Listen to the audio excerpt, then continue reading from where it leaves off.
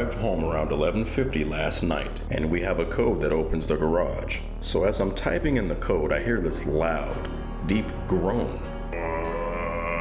like something straight out of The Walking Dead. I let the door raise a little bit and ducked under it and hurried up and closed it. I then went up to my room, brushing it off as an animal or something. It was warm last night, so my window was open, and I heard it again. I ran to my little brother's room and he was listening out the window. The screaming stopped and he accused me of being high. I was a little bit, but I knew I wasn't making it up. So I knocked on my dad's door and had him come out and listen. Nothing. He went back to bed and I brushed it off and went to lay down in my room. After 20 minutes, I hear it faintly over the white noise of my fan. I roll closer to my window and there it is again, a man groaning at the top of his lungs. I go and wake my dad up again and have him listen. He also accuses me of taking something until the man starts screaming again. It sounds like he's running around through the backyards yelling at the top of his lungs. It sounded like a zombie or a skinwalker, and my anxious ass was so worried. We have motion sensors and cameras so we would know if he ran into our yard. By this point it was 12:30.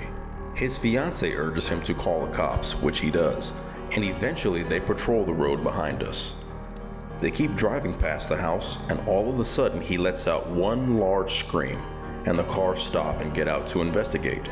Turns out the guy was out of his mind in his backyard, laying on the concrete patio and just screaming. He had 2 little girls in his house.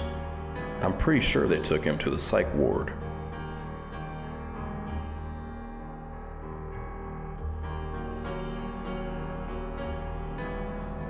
I was about 13 at the time this happened to me. I was living in a house directly next to an elementary school, so my friends and I would hang out at the park there on the weekends. The area was pretty suburban, so we didn't get a lot of traffic there. One night my friends and I were hanging out at the playground. We were just joking around and playing, and it had gotten pretty dark. There were lights from the school building, plus a few big light poles scattered around. But the playground was shrouded mainly in darkness. We noticed a car pull up. Now this wasn't too uncommon. Cars would pull into the parking lot all the time. However, they would just leave after a few minutes. No big deal. This was different. This car pulled right up next to the fence outside the playground, turned its lights and engine off, and just sat there. It was about 5 minutes until we started to get uneasy.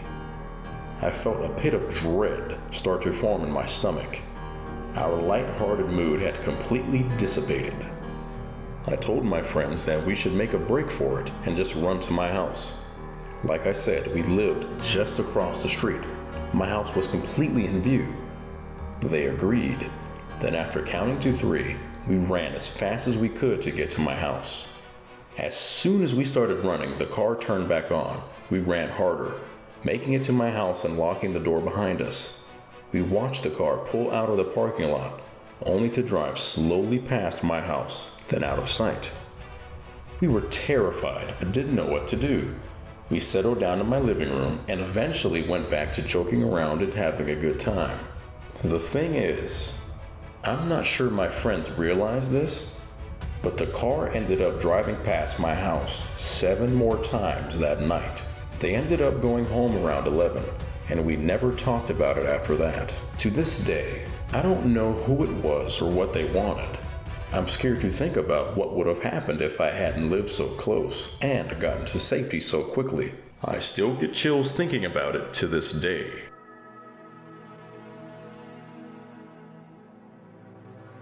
I was 18 years old when this happened, in my senior year of high school. I started dating a girl who lived an hour away in Bogalusa, Louisiana, and would frequently drive out to see her on the weekends. Bogalusa sits along a river and is surrounded by swamps. In my opinion, it's an area notorious for heavy fog and flooding. It is also a rural area, and it wasn't uncommon for someone to hit a deer when traveling to and fro. Being a young driver, my parents would ask that I be home no later than 11 p.m. to avoid this.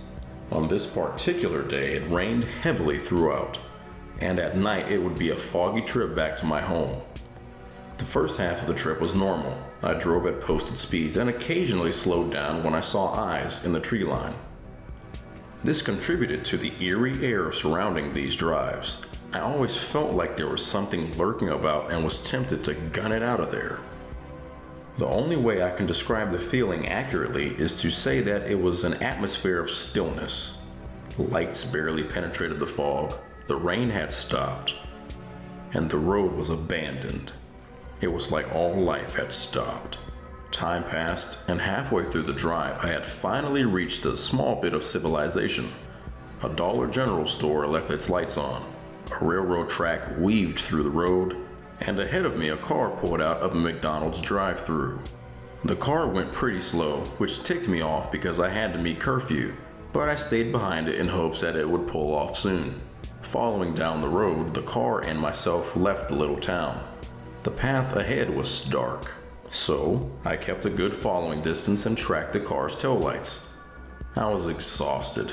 The car had pushed me past curfew, and tomorrow, Monday, I was going to have school.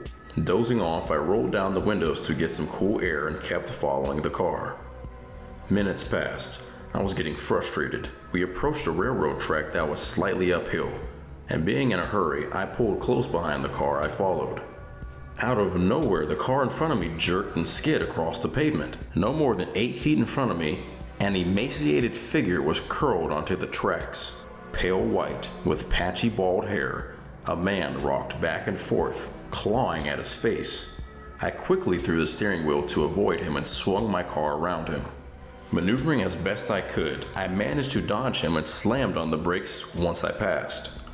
The car that I was following sped along, out of sight. I was alone in the surrounding fog. My heart was racing. I clicked on my hazards and unbuckled my seatbelt.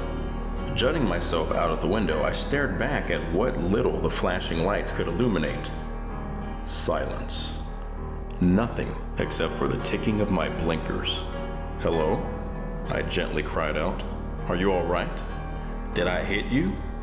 In the distance, the man slowly postured himself upright and turned his head toward me. He stood there silently, unmoving, and then he let out the most inhuman scream I have ever heard. Breaking into a full sprint, he ran toward my vehicle. I quickly threw the car into drive and sped off from the scene. Not more than a minute later, I found the people that I had been following earlier. They decided to pull around and park on the shoulder. I approached behind them and yelled out the window, "Did you see that?" "Yeah, I'm going back," the driver responded to me, while he simultaneously called the police. We eventually came back to where the man had been, but there was nothing. Just an old railroad. To this day, it's one of the most weird and scary things that has ever happened to me.